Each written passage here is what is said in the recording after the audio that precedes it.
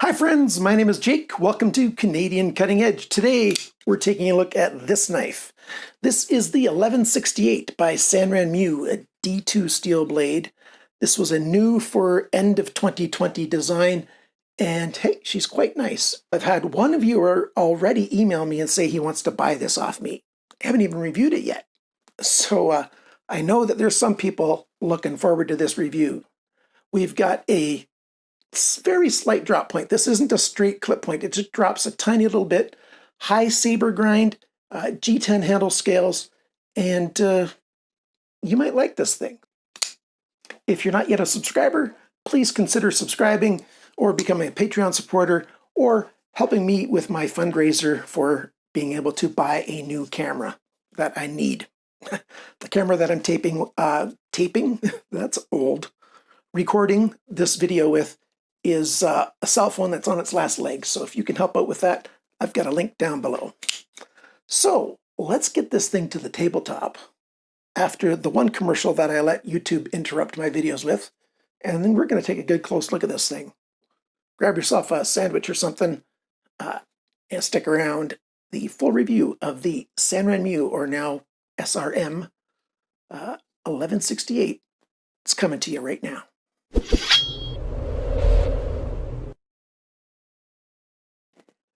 I always do my intros just sort of off the cuff. I don't have any notes that I work with at all. I think I mentioned that this is D2 steel. We've got steel that's very, very close to 1/8 of an inch thick. It's probably just thinner because of, touching it up as they prepared it. And it's a little over 3 inches, about 3 1/3 inches long. We've got a flat grind here. We call that a saber grind when it doesn't come up to the spine. We've got the hole in here, and they've got 2 steps in there that they've milled on both sides. And that is what makes it so easy to get your finger in, and it's a big hole, easy to get your finger in there and deploy the blade. Whichever finger you want. I can do it with this knife with any finger, if I get it just right. I gotta hold it just right. If I can hold it. I can't quite hold it and open it up, but I did do it one-handed there. Let's see if can I do it with my thumb. Yeah, or of course, just that way as well. Why did I have to do it a silly kind of way? I don't know. Try to do it from underneath or something. It's got great action. We've got steel ball bearings in here. I haven't taken it apart yet, actually. Sanrenmu tends to use steel ball bearings. We've got, like I said, that bit of a drop point here. Here, let me pull out. It's stuck on a magnet there. There we go. Get that magnet off of there. This is my Mitutoyo, and it's going to have flat sides. So let's see. You can see that it's, not flat. It's got a bit of a drop. Not much. It's a nice drop point. It stays full thickness until right there, and then it starts coming down. It's quite thick behind the tip right there, so it's fairly strong. It's sharpened quite sharp. It's one of the lowest sharpening scores that I've seen in quite a while. But they did do an uneven sharpness. I think it's this way that I took the still picture. Looking just at the tip there, this side here has been sharpened more than this side, and so it's a bit off center on the edge right there. But for most of the blade, the edge is right down the middle of the steel, so that's quite nice. I like the abrupt, it's not totally straight up and down, it's a very quick plunge right there. I prefer that. With this size sharpness tool, it's just great. So sharpening right to the very edge is easy without getting your sharpening stone to grind up on the curvature of the plunge coming up there.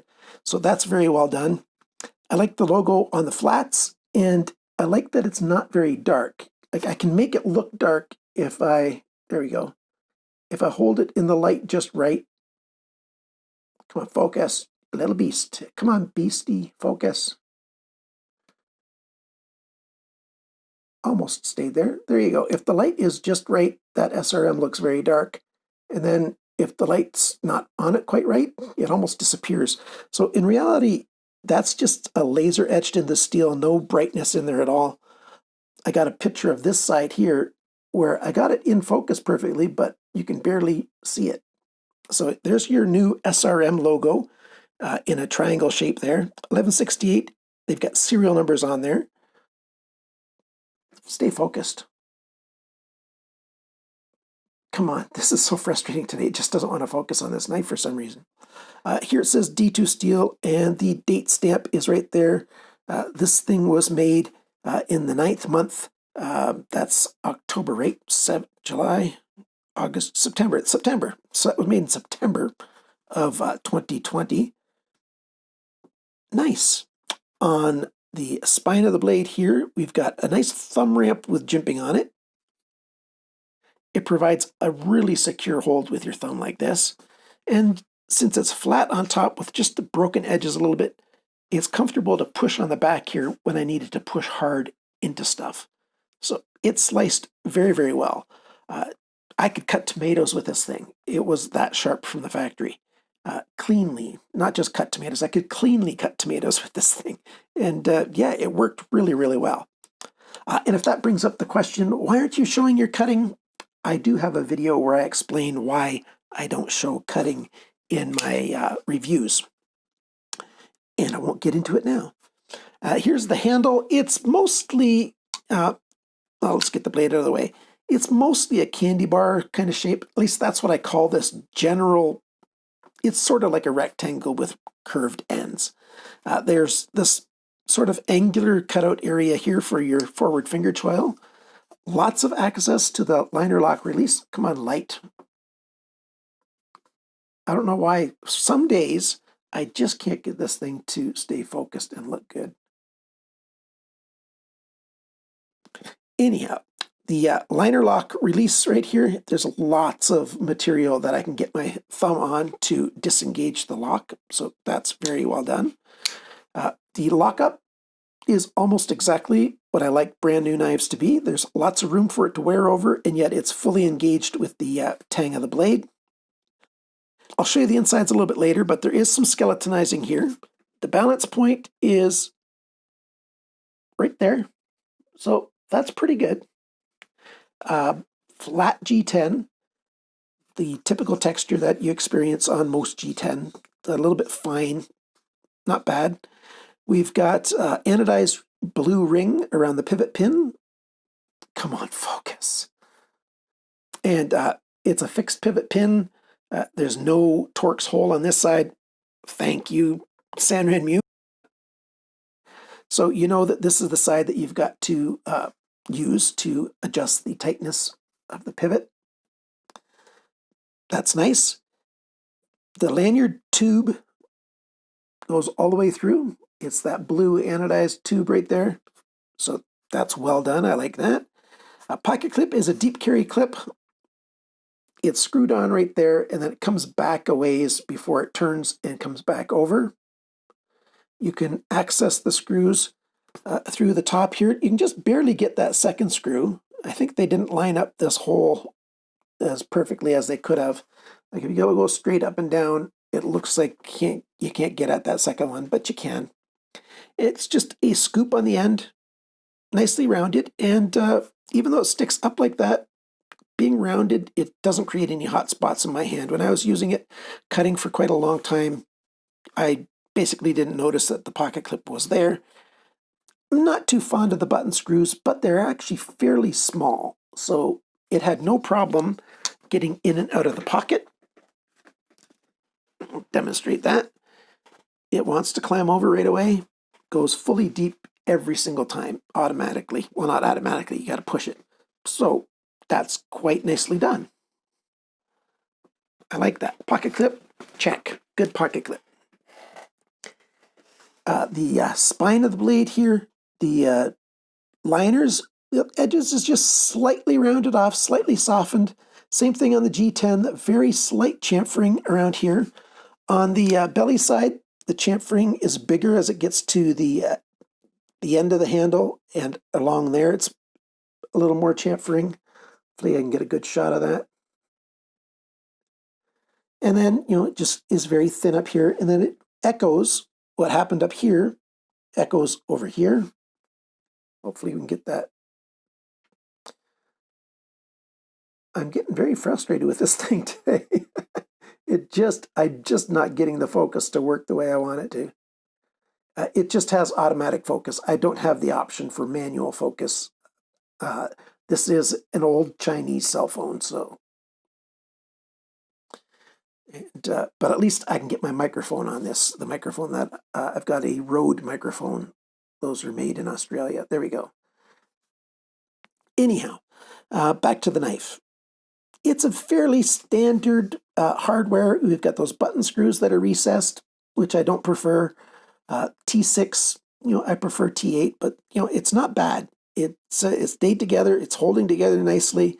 One issue that came up, which we've seen on Sanrenmu's new full-size folders, is the pivot screw here has got no Loctite or anything like that in it, and it was coming loose.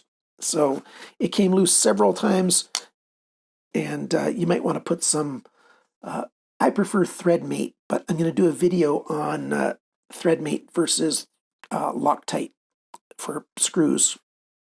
I'm testing. I'm still in the testing stage. So this thing's well done. The flipper tab, there's no jimping anywhere on the flipper tab. It's got a flat top that's on a slight angle. It's like they thought perfectly that they want you to push down on it, so that works. Not an awful lot of pressure. The detent on this knife is a little bit too soft. It should be a little bit harder. And flipper, light switch method works very well. You can deploy the blade, just, there you go. See that? Just taking it and throwing my arm and stopping, which to me, that means the detent is too soft. I like the detent to be harder than that. I'm going to try to adjust that detent, just like on a previous knife that I reviewed. The Mangrove that I just reviewed has soft detent as well. Hard detents are easy to fix. I've got a video about that. Soft detents, not so much. So the general styling of this knife, what do I think of this? I think it's got a good look. It feels good in the hand. Any kind of grip feels comfortable. Here's a reverse grip. It feels great. Even a reverse pull grip feels good. A fist grip, saber grip, the standard grips feels fine. Sneaking up works to do delicate stuff. It's a well-designed knife, and it's not all that heavy. Let's go over all of the dimensions and stuff, and then we'll go through the pros and the cons, and we'll be done. It'll take about 20 minutes total, but we're getting there. G10, 420 for the handle scales, D2 steel. Rockwell hardness, they say, is between 59 and 61, so I'll just say 60 plus or minus. Some Sanrenmu knives, I think, have been tested, and yeah, they use the steel that they claim to use. Weight, 123 grams, 4.35 ounces. Not bad at all. The sharpness from the factory, 65 best. 200 and less is considered sharp, so yeah, this thing was very sharp from the factory. The length of the cutting edge, 8.54 centimeters, that's 3.362 inches. Blade length tipped to the G10 a tiny bit more, 8.58 centimeters, 3.378 inches. The blade thickness, 3.05 millimeters, 0.12 inches. 0.125 is an eighth of an inch, so like I said, just under that. The blade depth, and I'm measuring now at the very widest part of the blade, 34.6 millimeters, which is 1.363 inches. The thickness of the edge behind the grind, about a third of the way up, 0.36 millimeters, 14,000ths of an inch. Yeah, no wonder it's a great slicer, eh? It's very thin behind the grind, which I really like, because every time you sharpen a flat grind like this, it's going to get thicker behind the grind. And so this thing starts off very thin, which means it'll have a long life ahead of it. The grind angles, which side is which? I'm not sure. They're a little bit too close together. I think this side is 17.2 degrees. This side was 19.8 degrees. That's very good. D2, I like to do between 18 and 20 degrees per side, so it's very close to that right now. Let's talk about the handle now. The handle length, 11.23 centimeters, which is 4.421 inches. The grip area, it's right around 9.5 centimeters, about 3.75 inches. The handle thickness, not counting the pocket clip, 12.08 millimeters, which is 0.4755 inches. That's nice. The handle depth, the widest point is here, 29.75 millimeters, 1.715 inches. The knife depth when it's closed at its widest spot is right here, 37.15 millimeters. That's 1.4625 inches. And the total length when it's open, 19.88 centimeters, 7.827 inches. So almost 8 inches, close, just under 3.5, and you're a little bit over 4. So this is a good size knife. I like the dimensions. Where can you buy this knife? Well, I know of one place where you can buy it. I bought mine from AliExpress. Hopefully more stores will get it soon because Sanrenmu knives, I think, are underappreciated. I've reviewed over 100 of their knives over the years. I think more and more people need to know about it. They used to do mostly small knives, like sub 3-inch knives. In 2020, they really started doing a number of knives that are over 3 inches, full-size folders, and I like it. $40.99 US. So, pros and cons. A very nice sharpening job. Quite good. This is above average in terms of better than average for how well it's been sharpened. The comfort, very good. Nice, comfortable, simple, straightforward handle that works well. I like that. The lanyard tube, nice touch that they anodized it. And I like having a tube. I don't use lanyards anyways, but I hate it when I do use a lanyard. I don't like feeding it through one hole and then having to feed it through the second hole just right. I like having a tube, so I like that. What did that mean? Nile Slicker Blade. That's not what it meant. What does that mean? What did I write? What's that say right there? Nile SL Slicer, Licer. That's not a K. Nice. There we go. Nice slicer. Yeah, it's a nice slicer. And nice and thin behind the grind. So, yeah, I like that. The sharpness choil, done very well. It's a well-made knife. Good action. And, nice ball bearings. Let's take it apart and take a look at the insides of it, and then we'll go into the cons. So here it is taken apart. There's the ball bearings. Nice big thick stop pin. They did use grease for the lubricant. I'm going to wipe all that out and put in a thinner oil. The detent ball looks like it's ceramic, which I've seen before on Sanrenmu. Skeletonizing in here. Could have had just a little bit more. Not bad. And here's that anodized lanyard tube. Nice, it's well made. By the way, there it is, the screw. There's the pivot screw, and you see there's no Loctite or anything on there. I will use this knife for doing one of my tests with the either the Loctite versus the VC3 Threadmate from Vibratite. Let's get back to the video talking about the cons, and then we'll be done the video, I think. Okay, so it's got a whole bunch of pros. What are the cons? Basically, I don't like button screws in knives. Yeah, most knives have them. See, here's the Ontario Rat. Yeah, they do the same thing. Recessed button screws. I don't like that. There's a number of brands that have gone away from that already. Like Harns, Civivi. Oh, I just don't have them off the top of my head. I'm just not good that way off the top of my head. But yeah, I think they should change the hardware, those screws. The detent, too soft. I would like a harder detent. And no left pocket clip. It's a nice deep pocket clip, not super deep, but nice deep pocket clip, but it's not left friendly. So that's not bad. 3 little, very minor cons. The only one of any substance at all is the soft detent, and it's not even that terrible. You know, it's a decent detent. I like this knife. I think Sanrenmu's got a lot of good stuff going these days. Let me know down in the comments below what you think of this knife.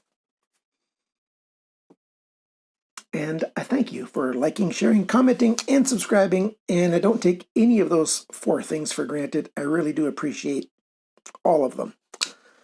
And remember, friends, always cut towards your chum, not your thumb. Bye for now.